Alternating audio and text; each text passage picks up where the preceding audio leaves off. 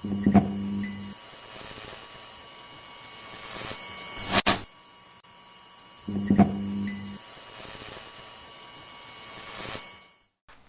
it going, everybody? Josh here from Spawn Fly Fish, and today we are tying a super cool shrimp that will be fished underneath an indicator. You heard that right, it'll be fished underneath an indicator. We have an indicator here, right here. This is the pattern. Drop it in there, and that thing is going to free float down the river, convince some steelhead to come on and have a snack. Hope you guys like this one. Grab your materials and let's get after it.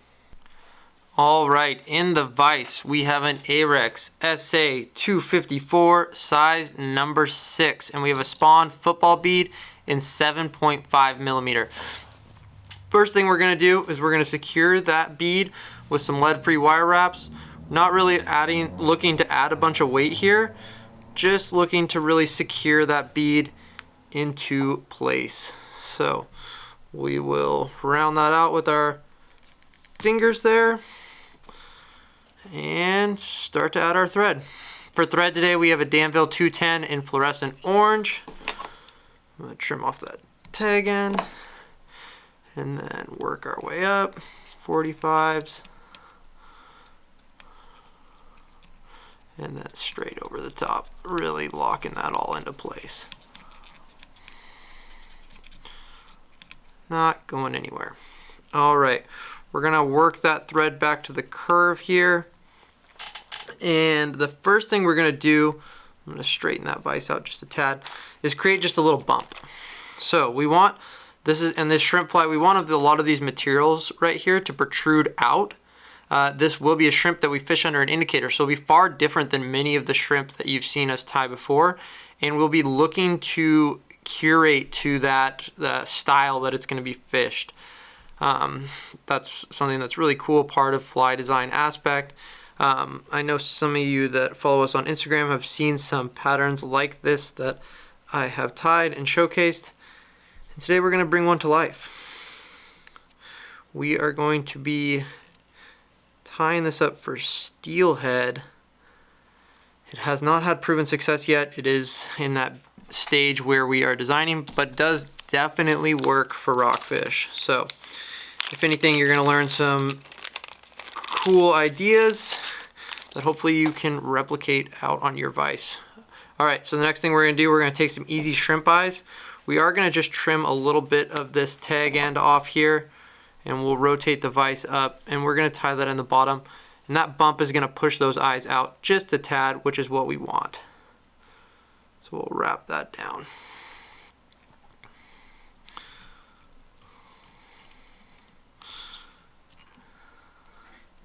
Like so. So far, so good. Clean up a little bit of those lead-free wire wraps that don't look too clean on your side. Not really the end of the world. We can rotate that back over. All right, the next thing we're gonna do here is we're gonna take some Chacon's rubber legs in orange. We'll take 2 of these, rip them off that sheet here. I don't need the full length there, so I'm going to cut off that problem already. Work our thread back to just where we tied in the eyes right before the bump. And we are going to split the difference here, bring them up, and tie them on either side of that bump. So these are going to hang freely as this shrimp floats down the river and entices that fish to come out and grab it. We're going to trim these just a bit. We want them to hang freely, but nothing too crazy. Alrighty, so far looking pretty good. Next thing we're going to do here is we're going to take some Spawn's Fluorescent Southern Peach Marabou. This is just such a phenomenal shrimp color that we had the pleasure of designing with Hareline. Unmatched, if you ask me. Alright. So we got a handful of Marabou here, and we're going to tie this directly on top, and it'll protrude roughly the same length as these legs, crusher legs. All right, we're tying that in. We're working everything back to that tie-in point where those eyes are. So we're kind of just stacking materials right and left right now. All right, it actually is already kind of starting to look like a shrimp. You can get the idea. So the next thing we're going to do is we're going to take some black, UV black Krystal flash, and I do think it's important for this to be this color. We'll show you later what this fly looks submerged and why that black really stands out. So same exact thing here we're going to do. We're going to bring one strand, if I can get a hold of it, slippery strand, split it, bring it up. This one we will tie in a little more on the top, but we do want there to be some separation between the two, so don't just tie two directly on top of each other. So split that hook either side here, have these sort of antenna really protruding out, and I'm going to go about 1.5 inches longer than everything else. So those antenna or feelers or whatever the correct terminology for are really going to move around as this pattern kind of free drifts down the river underneath an indicator. All right, getting there. Okay, next thing we're going to do, we're going to take some deer belly hair in salmon, and we don't need a lot of this, but we're going to trim off a bit here. That ought to do it right here, just a little pinch. We can rotate that back up, see which way these kind of fibers are splayed. And what we're going to do here is we're going to really create a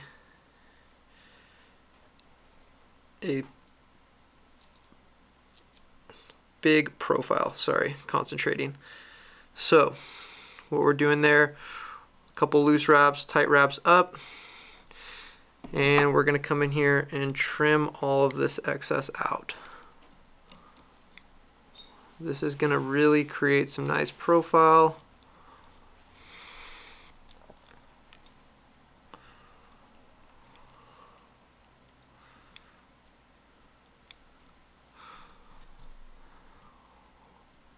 And we just tied that directly on the bottom. All right, so far so good. Clean this up. We got a couple little ends here that I will work out of. Like bring in with my scissors here. Be mindful not to cut your thread, but just trim a couple of those. It doesn't need to be perfectly clean, but purpose of these videos, we always want to give you the best sort of visual representation of what we're doing, so cleaning it up a bit for you. All right. So that front portion of this fly is now done. As you can see, very much looks like a shrimp. This is going to be keeping a big range of profile, while these materials as well as the legs are going to kind of free float in the current. Next thing we're going to do is we're going to take some Spawn Simi Seal in Pete's Shrimp Peach, one of our most popular shrimp colors that we have, and you know what's coming next, clump and dump. So we're going to work our way up to just a little bit before the belly hair, and we're going to stick that first sort of segment of dubbing in there.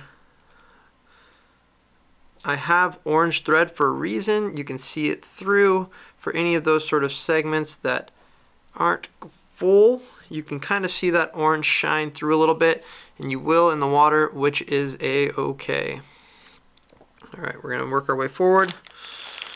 This would be where those of you that are going to use a dubbing loop, you'd use a dubbing loop and you'd fill it in to just about, I would say leave about 3 millimeters.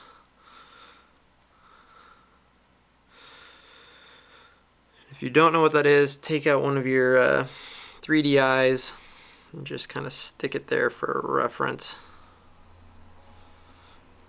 Alright, couple wraps, fail it back, and slowly but surely we'll work our way up. Meanwhile, checking, making sure it looks good on your side. So far so good.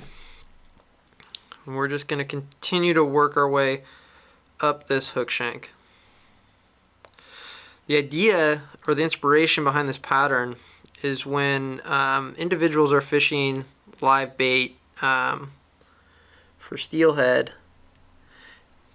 and the shrimp that they're using kind of sit in the water the same way that this will. So this won't, as you'll see here in a second, it won't be a balanced leech. You know, it'll hang differently. It'll hang in a way that is kind of like a V, like a shrimp would in the water. So we're gonna really showcase that, and it just looks really, really well. I have one sitting here in a cup of water underneath an Oros that I will show you momentarily. All right, so maybe it's 4 millimeters, but anyhow, we left a little bit of space here. Now we're gonna take a spawn Polliwog tail, and this is in peach, and we're gonna nick one end off. As long as it's got that taper, you'll be able to see that mini wog fly that I also tie on YouTube, and you'll be able to use that for that. And what we're going to do here is we're going to tie that underneath the football bead so that it curves. And this is on purpose.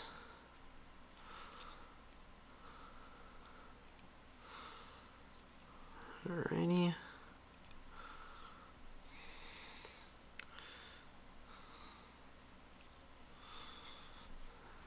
Might look like a mess for a second here, but I can assure you it's going to come to life and all make sense here momentarily. Just going to snip that out a little bit before I really wrench it down and flip it back over. Alright, as you can see, looks like the tail of a shrimp. And how this rides in the water is going to be a lot like that. So it'll bring forward this bead. The bead's not going to weight down.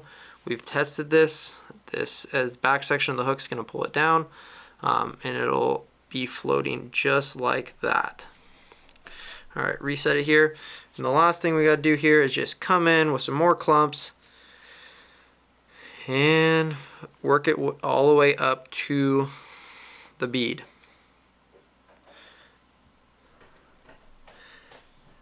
This is like part of what many of us as tyers do on the vise.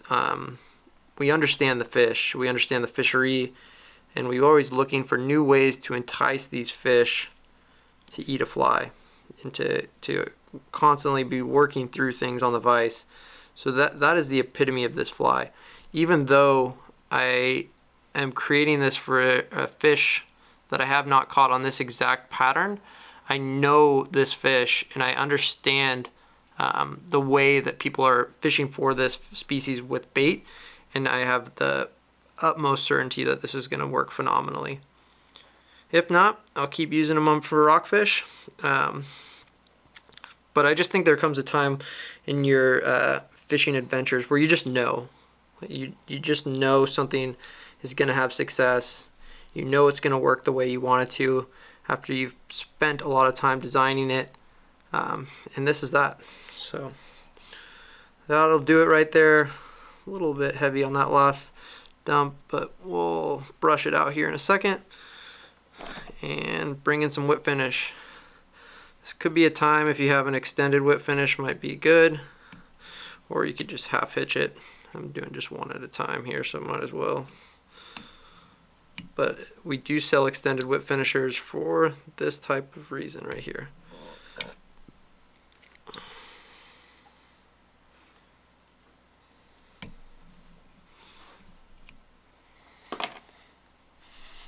Alrighty, do a little check, trim. I guess I could have checked before, but trimmed it.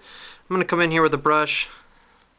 It's got all sorts of gunk on it from being on the vise virtually every day, and we're just going to brush this out.